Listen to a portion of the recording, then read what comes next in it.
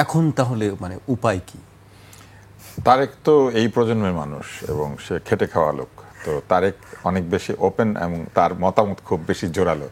আমি আমি মানসিকভাবে মনে করি যে আমার অবস্থান হচ্ছে যে ব্যক্তির সমালোচনা আমরা না করাই ভালো, যতটা পারা যায় কাজের সমালোচনা করা উচিত। তো উপায়টা কি? উপায় হচ্ছে ভোট। কেননা জনগণের অভিপ্রায় যদি হয়ে থাকে সংস্কার। ভোট কি গণভোট?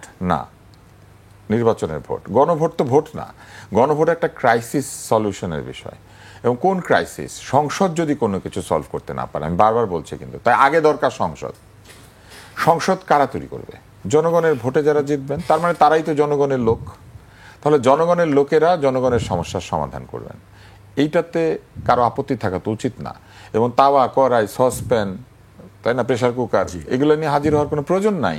খুব সহজ, ভোটে দাঁড়ান, মানুষ ভোট দিবে, জিতবেন, তারপরে সংসদের মধ্যে বসে সংসদের তাকিয়া গরম করেন, সংসদের চেয়ার গরম করেন। সংসদটা তো ভেঙে চুরে সর্বনাশ করা হয়েছে। এই সংসদে যাবেন সেটা খেয়াল ছিল না? এটা ভেঙে চুরে যখন সর্বনাশ করা হয়েছিল তখন কেউ বাধা দিয়েছিলেন? সংসদের কি দোষ ছিল? সংসদের লোকগুলোর প্রবলেম থাকতে পারে, চেয়ারের কি দোষ, টেবিলের কি দোষ? এইবার আসেন, প্রবলেমটা ওইখানেই। আমরা যে জায়গাতে ফোকাস করা দরকার সেই জায়গায় না করে এমন জায়গাতে ফোকাস করছি যাতে গন্ডগোল, মতানৈক্য এইগুলি বাড়তে থাকে। এখন দেখেন, সলিউশন হচ্ছে প্রথমত মানুষ ভোট দিবে। মানুষ ভোট দিলে সংসদ হবে। সংসদে কারা যাবে? যারা এই জুলাই সনদ নিয়ে আলোচনা করেছে তারাই তো যাবে, তাদেরই কেউ না কেউ যাবে। তারা সেখানে বসে সুন্দরভাবে সনদ নিয়ে আরো আলোচনা করবেন, করে এটার যা যা বাস্তবায়ন করা দরকার সব বাস্তবায়ন করবেন। কেউ তো তাদেরকে বাধা দিচ্ছে না। প্রবলেমটা অন্যখানে। একটা অংশ জানে যে ভোটে দাঁড়ালে তারা জিতবে না, ভোটে দাঁড়ালে জনগণ তাদেরকে প্রত্যাখ্যান করবে।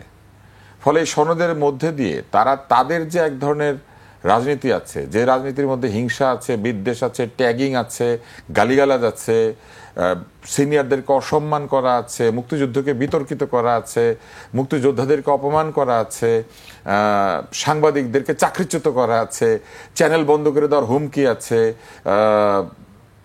ফেসবুকে বাহিনী বানিয়ে লোকজনকে টার্গেট করে ইনসাল্ট করার যে প্রক্রিয়া সেটা আছে।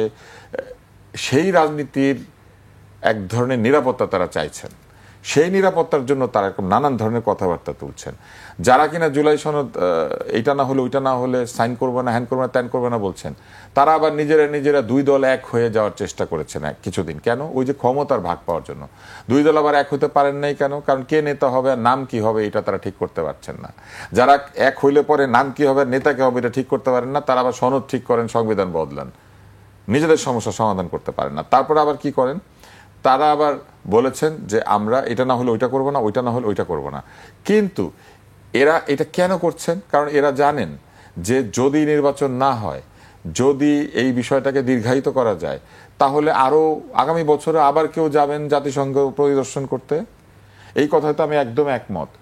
জুলাইতে 19শে জুলাই ছাড়াও আপনি যদি জুলাই আপনি দেখেন, বহু জায়গাতে আমাদের মতো সাধারণ লোকজন গিয়ে আমরা কথা বলেছি, বক্তৃতা দিয়েছি, মিছিলে গিয়েছি। জুলাইয়ের পুরা মাস বাংলাদেশে ছিল না।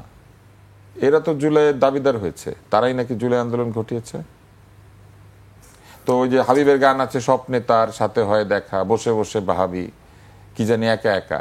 তো এদের অবস্থা তো এরকম, স্বপ্নে দেখেছে বিপ্লব হয়েছে, স্বপ্নে দেখেছে বসে আছে, স্বপ্নে আবার দেখে যে একেবারে ক্ষমতার সামনে বসে আছে। এইবার আসেন, এইটা তারা কেন করছেন তাহলে? এই ক্রাইসিস থেকে আরেকটা উত্তরণের উপায় কি? আরেকটা উত্তরণের উপায় হচ্ছে, আপনি দেখেন এরা একদিকে যেমন বলছে যে আমরা প্রতীক ছাড়া নির্বাচন করব না, আরেকদিকে পত্রপত্রিকায় খবর হচ্ছে এরা দর কষাকষি করছে সালাউদ্দিন সাহেব সহ অন্যদের সাথে, বিএনপি তাদেরকে কয়টা আসন ছাড়বে অথবা ছাড়বে না। এবং বিএনপির মিত্র হবার জন্য তাদের মানে আকাঙ্ক্ষা শেষ নাই। কেন নাই?